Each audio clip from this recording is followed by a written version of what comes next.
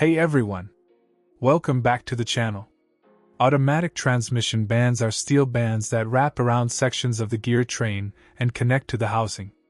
As the band tightens around the drum, transmission fluid is squeezed out into grooves cut into the band's surface. The band brings the drum to a stop and holds it there. The band is installed on the gearbox casing.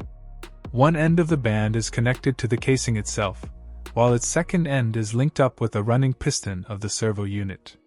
Damage aware of the automatic transmission bands can cause incomplete locking of the planetary mechanism. As a result, during the process of gear shifting, drivers can experience jolts or hear scratching noise in the automatic transmission.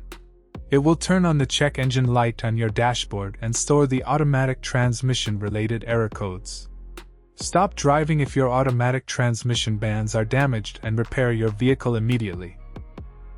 To save more money on car expenses, purchase an engine code scanner by clicking the link at the description link below. So now you know, those metal bands inside your transmission are doing a lot more than you might think.